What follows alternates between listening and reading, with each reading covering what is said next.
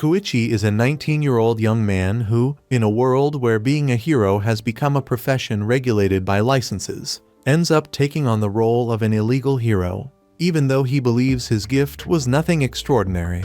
However, he is about to discover the true potential that resides within himself. This narrative begins by telling us that it all began with the birth of a baby that emitted light. From then on, children with special abilities, called peculiarities or gifts, began to appear. Over time, this became so common that today, around 80% of the population has some type of superpower. In view of this, a new profession was created, that of hero. These individuals use their skills to protect society, with the support of the government. However, not everyone follows this official path, as there are also heroes who act independently, outside of legality. It is important to highlight that this story takes place before Izuku Midoriya joins the Hero Academy. In the present, the plot takes us to a moment of chaos in the city, caused by a villain. During the commotion, All Might appears on the scene with his famous move, the Detroit Smash, managing to defeat a gum-looking monster.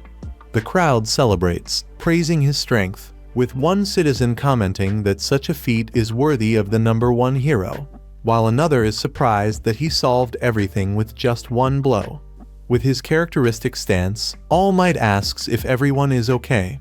Upon hearing positive responses, he smiles, picks up the villain and jumps away. A young man, who we soon recognize as the protagonist, watches everything in amazement at being able to see it in person. Then he checks the time on his cell phone and realizes that he is late for university.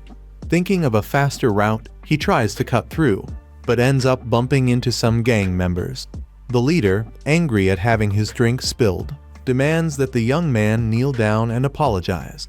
Amidst the pressure, the boy does it, but when he realizes that he is about to be attacked, he instinctively avoids the blow using his skill. Upon noticing the group's fury, he flees using his quirk while the members pursue him. At this point, we are formally introduced to Koichi Himawari, an ordinary university student whose gift is gliding, activated by connecting 3 or more points on his body to a surface. However, his speed is comparable to that of a bicycle, which raises doubts about the effectiveness of his ability. During his journey, he hears varied comments about his gift. Some find it useful, but others make unpleasant observations, even comparing him to a cockroach. Later, on his way to work, Koichi comes across a street performance by artist Popstep, an independent idol whose gift is jumping. He watches her with some envy, admiring her skill. However, he continues on his way, as he is late. The idol notices his haste when she sees him using his gift. As he glides through the streets, Koichi reflects on how human beings tend to admire what is above and despise what is below. In the midst of this thought, he slips into a puddle, lamenting how unfair life can be. At work, the environment is discouraging. Salaries have been reduced due to constant delays. To make matters worse, the same attackers appear again, threatening him if they see him again. As a result, he ends up being beaten in an alley. The gang leader reveals his metallic claws, stating that this is his quirk. However, it was all just a distraction, as he hits Koichi with a blow to the stomach, followed by several kicks. Even injured, Koichi returns home, reflecting on why the police do nothing in situations like this. Faced with this, he decides to follow his own path. He wears a special uniform that he kept in his closet and, using his gift, he takes to the streets, even without official authorization. As a result, he starts helping people in small ways, returning lost cell phones, collecting trash, helping wherever he can. Some people recognize him as someone helpful and ask him, kindly, not to forget to collect the trash before leaving. Such words bring you a feeling of contentment. As he leaves an alley, he is approached by the idol who had been watching him. Surprised, Koichi questions why she is there. Before leaving, he asks her if she had called him a cockroach. The young woman, with a provocative tone, claims that he is a good man and that his attire is not that bad. Just as she was about to reprimand him with a slap, the gang leader appears and, unintentionally, hits the idol. The other members, enraged, hold her by the wrists and make offensive insinuations. However, one of them recognizes her as the famous internet idol, known for never showing her face.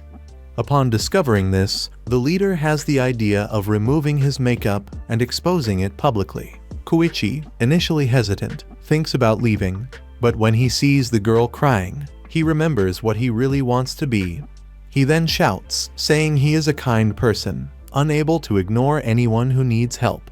Using his ability, he tries to attack one of the attackers, but is unsuccessful. The opponent grabs him by the uniform and throws him violently. The gang leader, now aware of Koichi's identity, slashes him with his claws, seriously injuring him, and declares that he will destroy not only the young man, but also the place where he works. Meanwhile, the others plan to remove the idol's makeup by force. At that moment, an unexpected figure appears, a man who presents himself as a hero, albeit in an unconventional way. With a powerful punch, he pushes enemies away, leaving them scared. The mysterious hero introduces himself as Knuckle Duster and, with a series of precise blows, defeats the attackers. After the fight, he examines the tongue of one of them, apparently disappointed at not finding what he was looking for. Koichi, trying to escape, is stopped by Knuckle Duster, who comments on the boy's talent and asks if he would like to help him with his work. Koichi refuses, saying his gift is too weak to get an official license. The hero, however, argues that it doesn't matter. For him, the most relevant thing is not the strength of the gift or the existence of a license, but the ability to act when it is most needed. This, according to him, is true justice. He then admits that he doesn't have a license either. Suddenly, a scream is heard. The idol is being threatened again. The gang leader holds her by the neck, about to attack her face. At that moment, Koichi remembers Knuckle Duster's words and, gathering courage, uses his ability to hit the attacker by surprise. With that, Duster takes advantage of the gap to knock out the enemy, who falls unconscious among the trash. He checks his tongue again, but when he doesn't see anything different, he appears frustrated. Turning to Koichi, he states that he will train him so that he understands the true value of being a hero. Koichi, however, refuses again, as he believes that that man is definitely not an ordinary person. Now, we return to our protagonist's house, where we see him checking his belongings. We discovered, to our surprise, that he is 199 years old and studies in Hitanami. There, he questions what he prefers to be called, Koichi or gentleman. Despite this, he is treated like a teacher, even ignoring the protagonist's insistent requests to leave.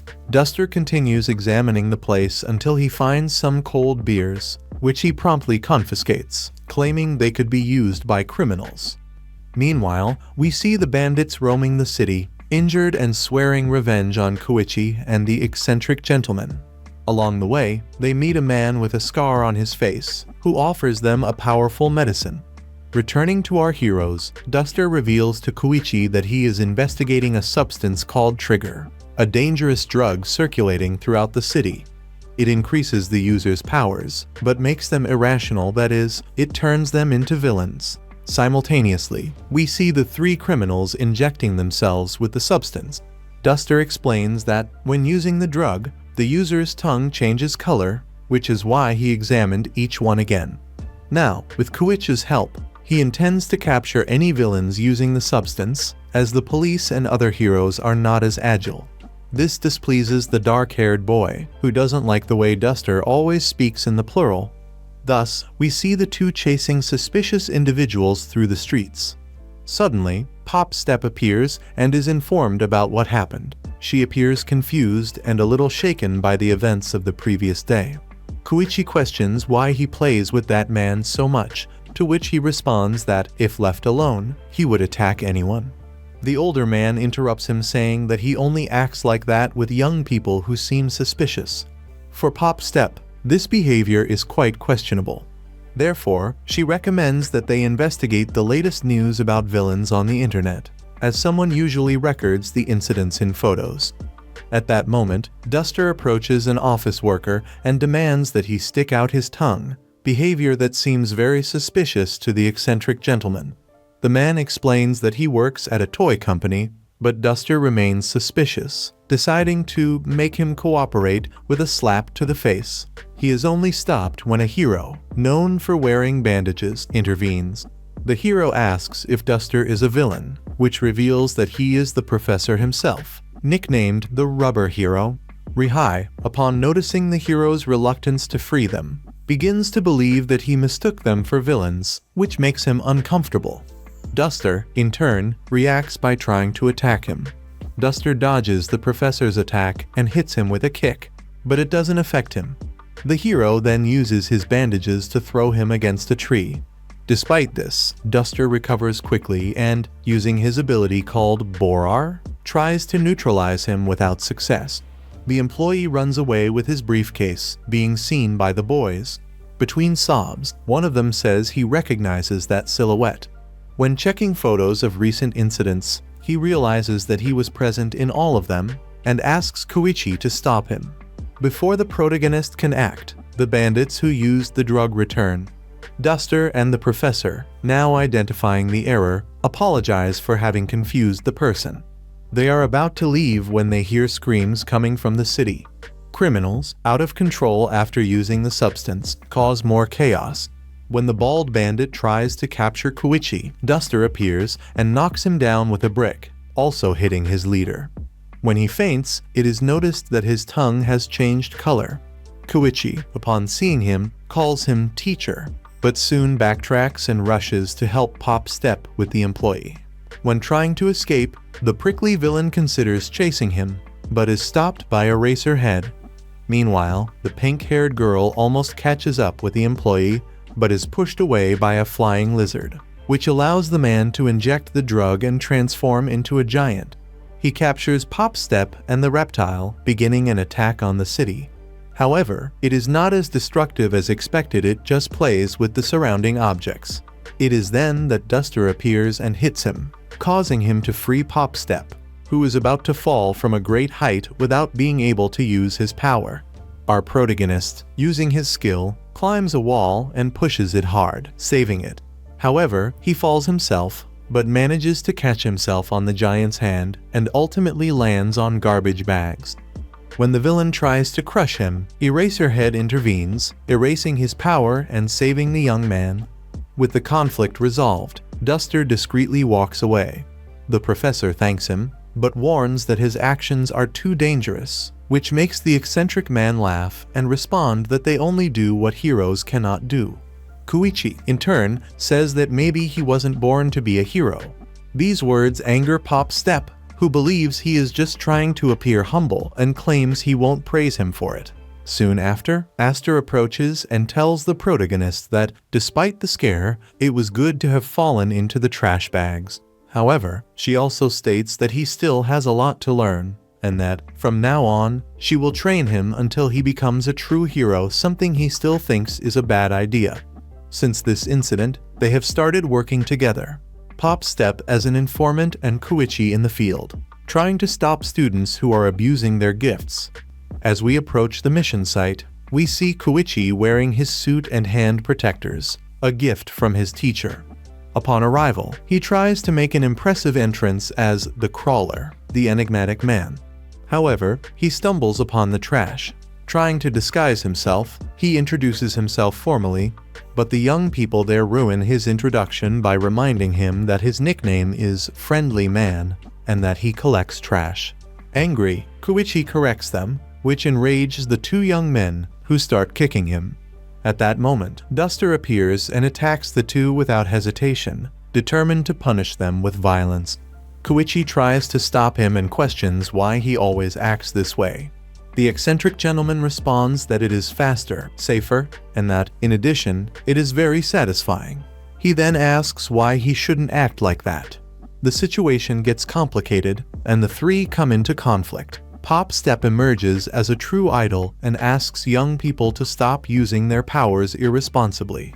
She signs their notebooks, trying to show her classmates that Koichi and the others are not bad, although they are not necessarily good either. But that no longer matters, because the important thing is that no one was hurt. As she speaks, screams are heard in the streets. This villain is punching walls and declaring himself invincible. A baby is thrown into the air on impact. Koichi springs into action, saving the baby with his skill. Then, he and Duster join forces to take down the human golem, who loses control when he loses concentration, being defeated with a barrage of blows. The students watch in shock, unable to react. Duster, satisfied, asks Koichi to take a photo for identification, but the villain's face is unrecognizable after so many blows. Even so, they take a photo of the tongue to confirm drug use and flee before the police arrive. Pop Step says goodbye to the fans, while Koichi comments that they call themselves the new mysterious heroes. The police investigate and discover that the villain had the peculiarity of hardening, typical of so-called spontaneous villains, which are not recorded in records. The biggest surprise, however, is that those responsible for the arrest are not in the files. They are illegal heroes. Even with positive results, the law cannot allow such actions. Back at the hideout, Pop Step warns them that they are getting famous. Koichi, excited, asks what his nickname is. She responds that they call him Throwback Man, while Duster is known as Old Fist. Koichi, disappointed, shouts that his name is Crawler, and thus the story ends.